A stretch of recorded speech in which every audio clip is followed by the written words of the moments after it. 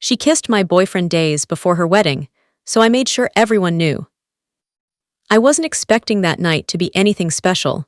In fact, it was just another Saturday, one of those nights where you force yourself to go out because you don't want to be the boring friend who stays in. I didn't know it then, but it was the night that changed everything.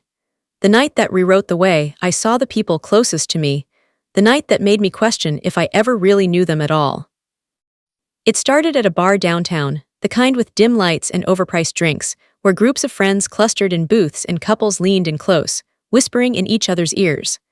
I was there with my usual crowd, my best friend Emily, her fiancé Jason, and my boyfriend Nate. We weren't a perfect foursome by any means, but we got along well enough.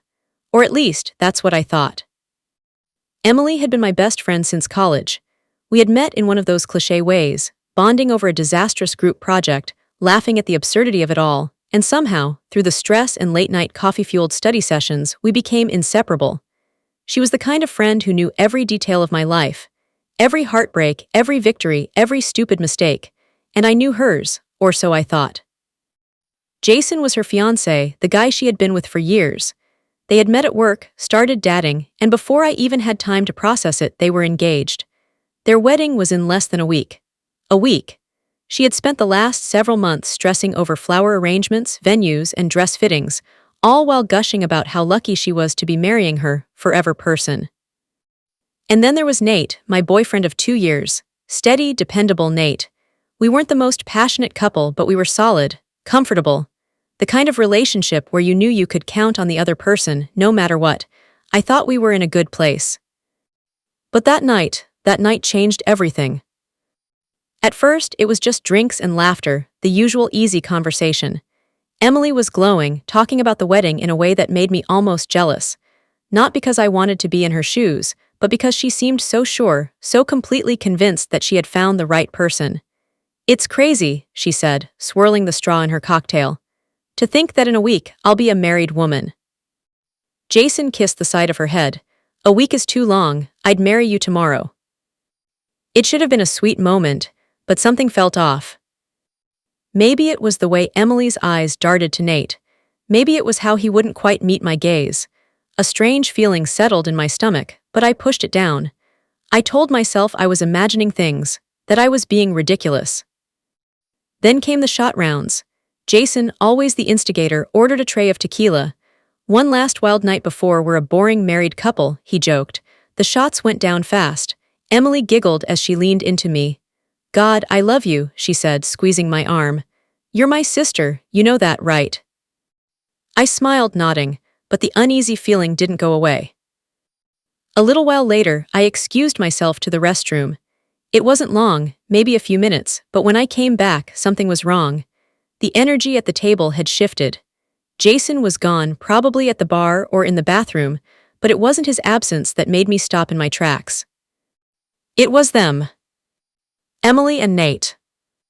Sitting too close, talking too low, her hand resting on his knee, his face turned toward her, their lips almost touching. And then, in the span of a second, it happened. She kissed him. It wasn't a quick, friendly peck. It wasn't a drunk, careless mistake. It was slow, intentional, as if the rest of the world had melted away. I felt like the air had been sucked from my lungs. My stomach twisted into a knot so tight it hurt. My brain screamed at me to look away, to pretend I hadn't seen, to spare myself from the truth that had just shattered everything I thought I knew. But I couldn't. I stood there, frozen, watching as my best friend, my bride-to-be best friend, kissed my boyfriend just days before her wedding. And that was the moment everything changed. I don't remember walking back to the table. I don't remember breathing. I don't remember thinking. I just remember the moment burning itself into my mind like a brand I'd never be able to erase. Emily, my best friend, the woman who had cried in my arms over breakups, who had sworn up and down that Jason was the love of her life, the person she was meant to be with. And Nate, my boyfriend, the man who had held my hand through some of my worst days, the man I had trusted. And yet there they were, kissing like I didn't exist. My legs felt locked in place, my mind torn between two choices: scream and make a scene, or turn around and walk away. I chose neither. Instead, I stood there, silent, letting the weight of it all crash over me like a tidal wave. Every laugh we had shared that night felt like a mockery. Every time Emily had gushed about how much she loved Jason now felt like a carefully spun lie. How long had this been happening? The thought hit me like a punch to the gut. Had this been a one-time thing, a drunken, reckless mistake, or had it been happening behind my back for weeks? Months? Had I been the fool all along, smiling, sitting across from them at dinner, completely oblivious while they shared glances and stolen moments when I wasn't looking? A sick feeling settled in my stomach. I knew I had to move, I knew I had to do something, but my body wasn't listening. My hands clenched into fists at my sides, and before I even knew what I was doing, my legs carried me forward. Neither of them noticed me at first. Nate pulled back first, but his reaction was slow, too slow. His eyes flickered open lazily, still hazy with whatever emotion he'd been feeling before the moment shattered. But when he saw me standing there, every ounce of warmth drained from his face in an instant. Emily turned next. The second she saw me, her face twisted in horror. Not guilt horror, like a child caught stealing from a candy jar, like a liar who had finally run out of excuses. "Wait," she breathed, reaching toward me, her fingers trembling. "It's not what it looks like." I let out a bitter laugh before I even realized it. "Not what it looks like." My voice sounded foreign, hollow. "Then what exactly is it, Emily?" Her mouth opened and closed, her lips moving but no words coming out. Her brain was scrambling for an excuse, a reason, a way to justify what had just happened. Nate, on the other hand, didn't say anything. He just sat there, his hands still gripping his drink, like if he stayed still enough, maybe I wouldn't notice him. "Coward!" Jason returned just then, laughing about something as he approached the table. "All right, who's ready for?" He stopped mid-sentence when he saw the look on my face, then glanced at Emily and Nate. His smile faded instantly. "What's going on?" he asked, his voice more serious now. Emily's head whipped toward him like a deer caught in headlights. She wasn't just afraid of me knowing, she was afraid of Jason knowing. I turned to him, my hands shaking with adrenaline. I had a choice. I could tell him everything right then and there, drop the bomb in the middle of the bar and watch the destruction unfold. Or I could wait, pull him aside, tell him in private. I looked at Emily again, her wide, terrified eyes, her lips slightly parted like she was about to beg me not to say a word. And suddenly, I knew exactly what I was going to do. I wasn't going to be the one to ruin her night. She was going to do that all on her own. I forced myself to smile, cold, calculating. "Nothing," I said, my voice surprisingly steady. "Just a misunderstanding." Jason frowned, clearly not convinced. But before he could push further, I grabbed my purse and turned on my heel. "I think I'm gonna head home," I added, barely glancing back at them. I didn't need to. I could feel Emily's eyes burning into the back of my head, pleading, begging. But I wasn't going to give her that satisfaction. Nate didn't even try to stop me. He didn't call after me, didn't chase me down. And maybe that was the worst part, how easy it was for him to let me go. As I walked out of the bar and stepped into the cool night air, I took a deep breath, trying to push down the rage bubbling inside me. I could have ended everything right there, could have turned Jason's world upside down with a single sentence. But that wasn't how this was going to go. No. Emily had just days before her wedding, and if she thought she was going to walk down that aisle without the truth coming out, she was dead wrong. I barely remember the drive home. My hands gripped the wheel so tightly my knuckles turned white, my foot pressing harder on the gas than it should have. My mind was racing, flashes of that moment, over and over again. The way Emily's lips met Nate's, the way they had leaned into each other like I didn't exist, like Jason didn't exist. I pulled into my apartment complex and turned off the engine, but I didn't move.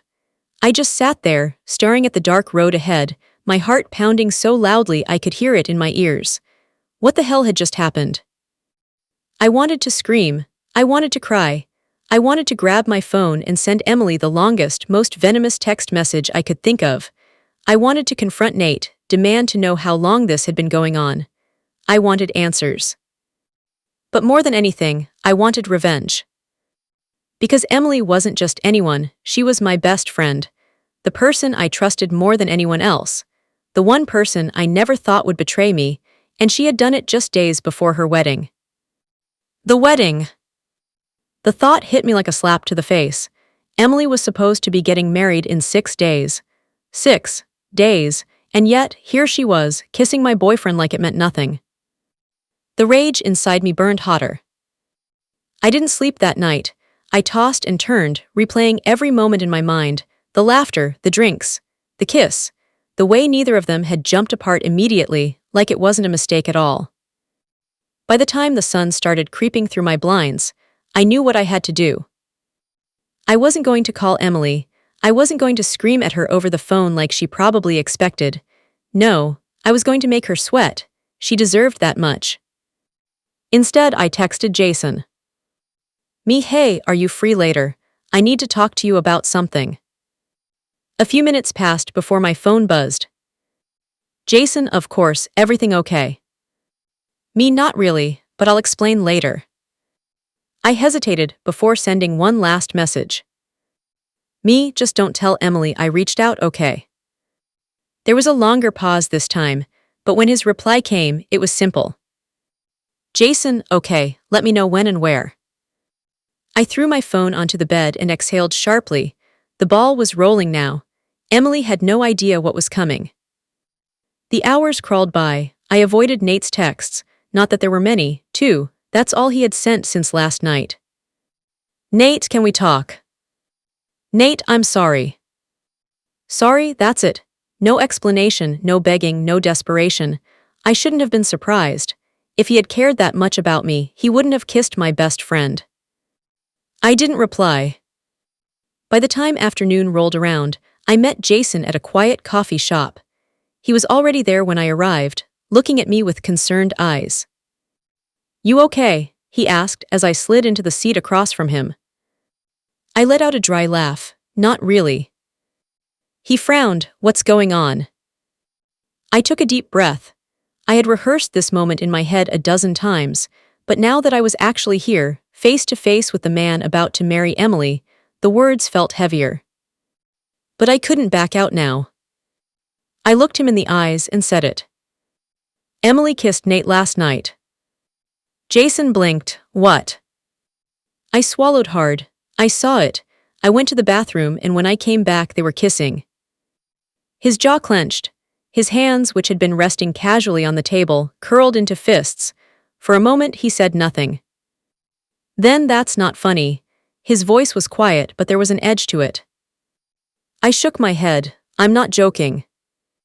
Jason exhaled, running a hand over his face. You're sure? I let out a bitter laugh. I wish I was. He leaned back in his chair, staring at nothing in particular. I could see the gears turning in his head, the way he was trying to make sense of it, or maybe trying not to. Finally, he looked back at me, his expression unreadable. What do you want to do? The question caught me off guard. What do you mean? Jason let out a slow breath. I mean, are you going to say something to her? I studied him. He wasn't dismissing what I was saying. He wasn't calling me a liar or telling me I must have misunderstood. But I could see it, the hesitation, the part of him that didn't want to believe it. She's marrying you in less than a week, Jason, I said slowly. Don't you think you deserve to know what kind of person you're marrying? His jaw tightened. Yeah, I do. And that was all I needed to hear. Jason didn't say much after that. He just sat there, staring at the untouched coffee in front of him, his fingers drumming lightly against the table, his jaw set tight like he was grinding his teeth together. I could tell he was trying to process everything, trying to push away the storm of emotions that I knew had to be ripping through him. I watched him carefully, trying to gauge how he was feeling. Anger, disbelief, heartbreak, maybe a combination of all three. I wasn't sure what I expected him to say, but what he finally said caught me off guard. I need to hear it from her. His voice was flat, controlled. I nodded slowly, though something about the way he said it sent a chill down my spine. Okay, I said. What's your plan? Jason let out a long breath, rubbing his hands over his face before looking at me. I'm not going to storm in and accuse her outright. If I do that, she'll just lie. He wasn't wrong. Emily was a lot of things: charismatic, beautiful, the kind of person who could charm anyone, but above all, she was a master at saving herself. He continued, I'm going to talk to her, casually, like nothing's wrong. I want to see if she tells me the truth. If she doesn't, then I'll know exactly what kind of person I'm about to marry. I crossed my arms, exhaling sharply. And what if she denies it? Jason's expression hardened. Then I'll decide how to handle it. There was something chilling in his voice, something final. And for the first time that day, I actually felt bad for Emily. I spent the rest of the day waiting for something to happen. I wasn't sure what, maybe a text from Emily, maybe a call from Jason, something. But the silence stretched on, and with every passing hour, the tension inside me grew. I wanted to know how their conversation would go. Would Emily break down and confess everything, or would she lie to his face, spinning some elaborate excuse? By the time the sun set, I was packing my apartment. My fingers hovered over my phone, debating whether or not I should text Jason, when suddenly, a knock at my door. I jumped, my heart hammering in my chest. I wasn't expecting anyone. For a split second, I thought maybe it was Nate, finally coming to beg for forgiveness, but something told me it was. It was worse. I opened the door and froze. Emily's. She stood there, arms crossed over her chest, eyes dark with an emotion I couldn't quite place.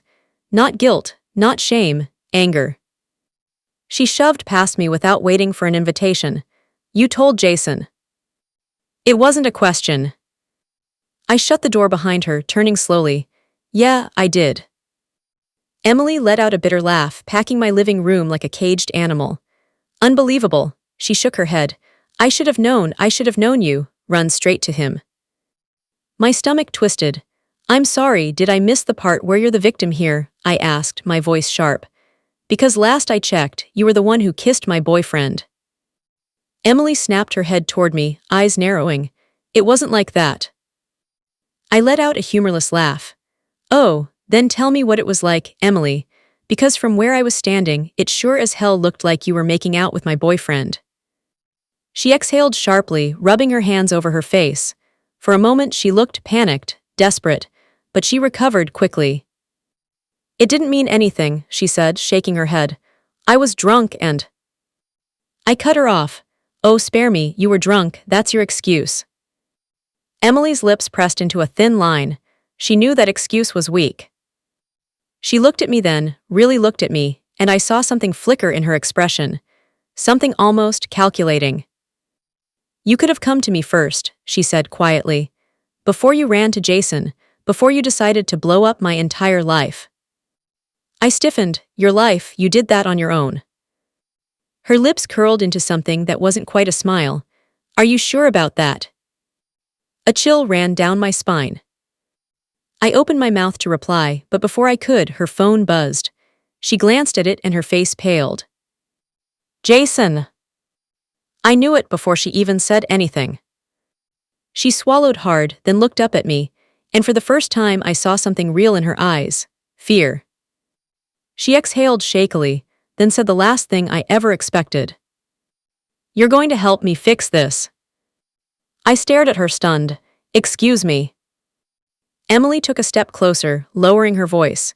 You and I both know that if I tell Jason the truth, he's going to leave me, and if he leaves me then… She stopped herself, biting her lip. You have to help me. I blinked at her, disbelief crashing over me in waves. You think I'm going to lie for you? Emily's jaw tightened. I think you're my best friend, and I think you owe me that much. I let out a hollow laugh. You're insane. But even as I said it, I realized something. Emily wasn't asking. She was demanding. And in that moment, I knew this wasn't over. Not even close. I stared at Emily like she had completely lost her mind. Maybe she had always been like this, and I was just now seeing it. You want me to lie to Jason? I repeated, slowly, as if saying it out loud would make it sound any less insane. Emily crossed her arms, shifting her weight from one foot to the other. Not lie, she said carefully. Just adjust the truth. I scoffed. Oh, so now we're playing with semantics. Her jaw tightened and she let out an impatient sigh. Look, I made a mistake, okay? A stupid, meaningless mistake. But if you tell Jason what you think you saw, he's going to leave me and I can't. She cut herself off, her voice cracking. I should have felt bad for her. I didn't. You can't, I repeated. Emily, you kissed my boyfriend, you. It was nothing, she snapped, eyes flashing. God, don't act like I slept with him or something. I was drunk, I wasn't thinking. I took a step forward, my own anger bubbling to the surface. Oh, you weren't thinking, that's your excuse. Let me ask you something, Emily, was it the first time? Her expression froze for half a second, just a flicker of hesitation, a pause, but that was all I needed. Oh my God, I breathed, it wasn't, was it? Emily's lips parted, but no words came out. A thick silence settled between us, heavy and suffocating. That was it, that was the answer. I let out a bitter laugh, shaking my head. How long, I asked, my voice dangerously low, how long has this been going on? Emily's hands curled into fists at her sides. It's not what you think. That's not an answer. She hesitated, a few times. I felt the air leave my lungs. A few times, I repeated, my voice barely above a whisper. Emily ran a hand through her hair, exhaling sharply. It didn't mean anything. I laughed, the sound hollow and humorless. Funny, you keep saying that like it makes it better. She pressed her lips together, her fingers tightening around her phone. Look, she said, forcing her voice into something steady, controlled. I don't want to fight with you, I don't want to lose you, but I need your help. I stared at her, disgust curling in my stomach. Help, you don't need help, Emily, you need a therapist. She flinched, but she didn't back down. You don't get it, she whispered. I can't lose Jason, I can't. I folded my arms across my chest. Why? Because you love him, because he's the love of your life, I tilted my head. Or because you don't want to lose the perfect wedding, the Instagram-worthy marriage, the image you've spent so much time building. Emily's face darkened. That's not fair. I let out another humorless laugh. Neither is cheating, but here we are. Her phone buzzed again and she glanced down. I knew it was Jason. Please, she said suddenly, looking back up at me. I'll do anything, just don't tell him, please. I could see the desperation in her eyes, the fear. And for the first time in my life, I saw Emily for who she really was. Not the confident, put-together woman she pretended to be. Not the perfect bride-to-be. She was a coward. And she was afraid of losing everything. I could have told her right then and there that I wasn't going to help her, that she deserved whatever fallout was coming her way. But an idea crept into my mind. Slowly I stepped closer, my voice quiet. Anything. Emily swallowed hard, nodding. Yes, anything. I studied her for a moment. I could let her sweat. I could hold this over her, make her paranoid, make her afraid the way she had made me feel last night when I saw her kiss Nate. Or I could let Jason find out on my terms. I could control this. I took a slow breath, then gave her a small, almost pitying smile. Fine, I said softly. Emily's eyes widened. Fine. I nodded. I won't tell Jason. She let out a shaky breath, some of the tension melting from her shoulders. Oh my God, thank you, But, I interrupted, my tone sharp. You have to break up with him. The relief on her face evaporated instantly. What? I crossed my arms. You heard me, you don't get to have everything, Emily. You don't get to cheat on your fiancé and walk down the aisle like nothing happened. You want to keep your perfect reputation? Fine. But you call off the wedding. No excuses. Emily's mouth opened, but no words came out. She looked trapped. She shook her head. I can't just. Then I tell him, I said simply. I could see her mind racing, trying to find a way out of this, but there wasn't one. Finally, she let out a slow breath, her face unreadable. I need time to think. I nodded. You have 24 hours. She blinked. That's not enough. 24, Emily. After that, I tell him myself. Her lips pressed together, her jaw tightening. She turned and walked to the door. Before she left, she glanced back at me. "You're not the person I thought you were," she murmured. I gave her a small, cold smile. "Neither are you." And with that, she walked out. As soon as the door clicked shut, I exhaled, my legs shaking. I didn't know if she would actually do it. But one way or another, her perfect little world was about to come crashing down. And I was going to make sure of it. The moment Emily left my apartment, a heavy silence settled over me. The kind that wasn't peaceful but suffocating. Had I really just done that?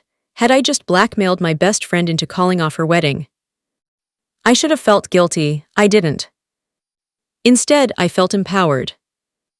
For the first time since I saw her kiss Nate, I was in control. She wasn't calling the shots anymore. She wasn't the perfect bride-to-be, manipulating the people around her to maintain the illusion of perfection. Now she had 24 hours to fix it. And if she did, well, then I would. The next morning, I woke up to 4 missed calls and 2 texts from Emily. "Emily, we need to talk." "Emily, please, can we just meet in person?" I ignored her. I wasn't interested in more negotiations. I had given her an ultimatum. She either ended things with Jason or I did, and I meant it. The hours ticked by painfully slow. I checked my phone obsessively, waiting for anything. A message from Jason saying the wedding was off. A cryptic Instagram post from Emily. Hell, even an angry call from Nate. Nothing. By late afternoon, my patience was gone. I grabbed my phone and sent Emily a single text. "Me, time's almost up." Her reply came almost instantly. "Emily, please, just wait." I frowned, fingers hovering over my screen. Wait for what? What was she doing? I had a sinking feeling she was stalling. And then another text. "Emily, I'll do it tonight." I exhaled sharply, finally. I should have been relieved, but something in my gut felt off. The way she had worded it, "I'll do it tonight." Like it was some terrible, tragic thing she was being forced into. Like she was being backed into a corner. I shook the thought away. She was the one who had created this mess. The least she could do was own up to it. Still, I wasn't stupid enough to fully trust her. I needed to be sure she actually followed through. And I had an idea of how to do just that. That evening, I sat in my car outside Jason's apartment. The sun was setting, casting an eerie orange glow over the street. I shouldn't have been here. I shouldn't have been spying on them. But I didn't trust Emily. And if she thought she could weasel her way out of this with more lies, she had another thing coming. 15 minutes passed, then 20, and then her car pulled up. I sank lower in my seat, heart pounding. Emily stepped out, taking a deep breath before walking toward Jason's front door. This was it. I watched as she knocked, her hands trembling at her sides. The door opened, and Jason stood there, his expression unreadable. He let her in without a word. My fingers dug into my steering wheel. "Come on, Emily, do it." The next 30 minutes were pure torture. I kept my eyes glued to the apartment, half expecting her to run out in tears or Jason to storm outside, phone in hand, ready to call off the wedding. But nothing happened. Minutes stretched into an hour, then more. What the hell was going on in there? I checked my phone, debating whether or not to text Jason, but before I could, the front door opened again. Emily stepped out. And she was smiling. My stomach dropped. No. Jason followed behind her, looking tired but calm, not heartbroken, not furious.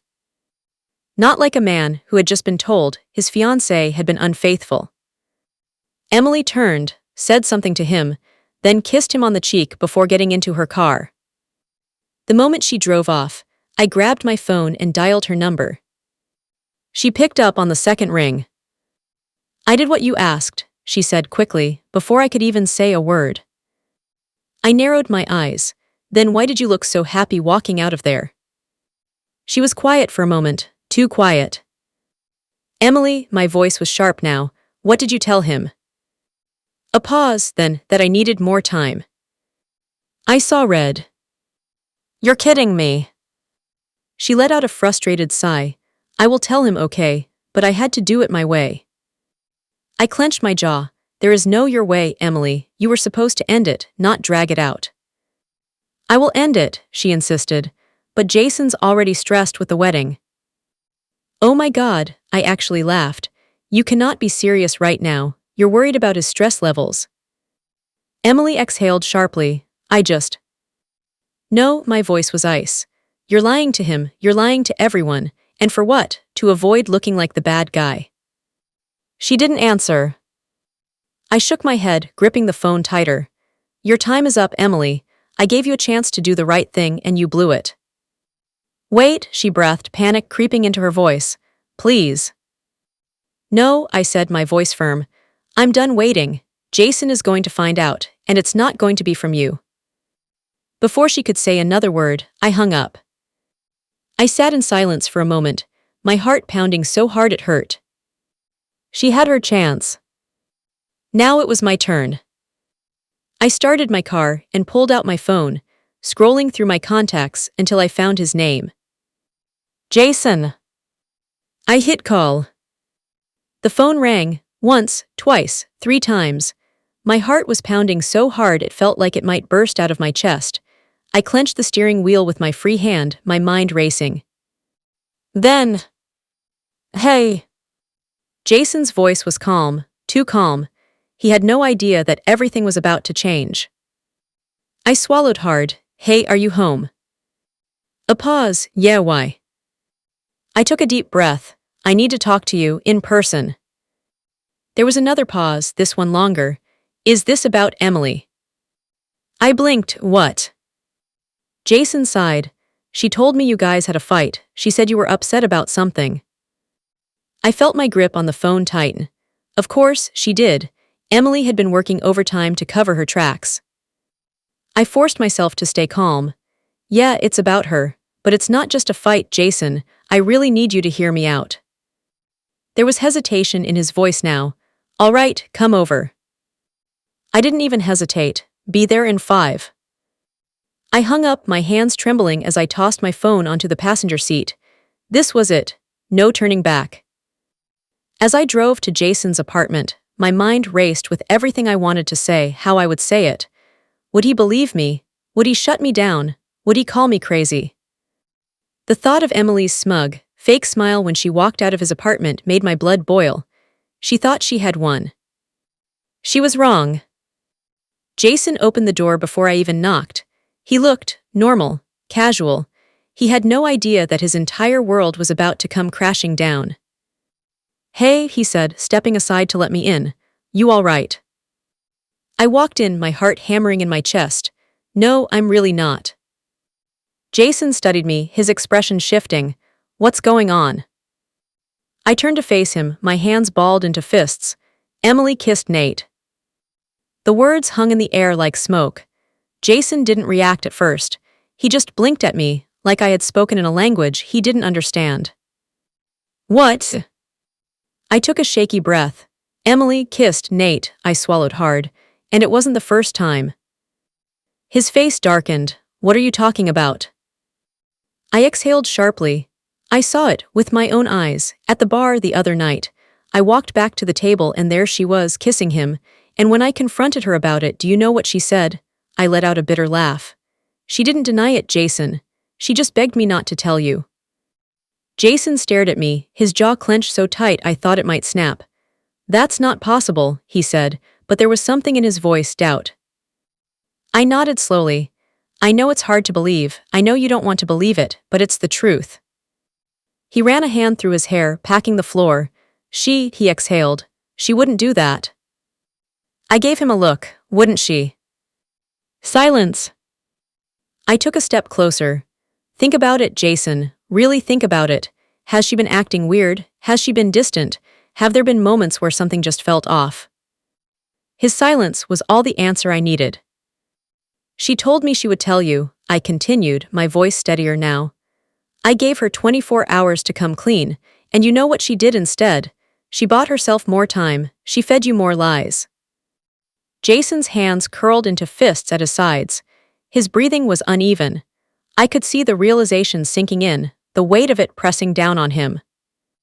"She's been lying to you," I whispered, "for God knows how long." Jason let out a shaky breath. "I need to talk to her." I shook my head. "No, you don't, you already know the truth." His jaw tightened. "I need to hear it from her." I exhaled. "Fine, but I promise you she's going to lie." Jason's eyes darkened. "Not this time." An hour later, I got a text from him. "Jason, you were right." That was it, 2 words, but those 2 words said everything. I stared at my screen, my stomach twisting. Emily must have finally caved. Or maybe Jason had caught her in a lie, saw through the cracks in her perfect little performance. Either way, it was over. I didn't text back. There was nothing left to say. The fallout happened fast. The wedding was canceled. Jason didn't tell anyone why. He didn't have to. People knew something was off when the venue was suddenly called off, when Emily went radio silent on social media. Rumors swirled, whispers spread. And then, a week later, Emily moved out of Jason's apartment. I heard through mutual friends that she was a mess, that she was humiliated, that she had tried to do damage control, but Jason had cut her off completely. As for Nate, I never spoke to him again. He tried, of course, sent texts, called, apologized. But I was done. They were both out of my life. And you know what? I didn't regret a damn thing. Because in the end, the truth always comes out. And I made sure of it.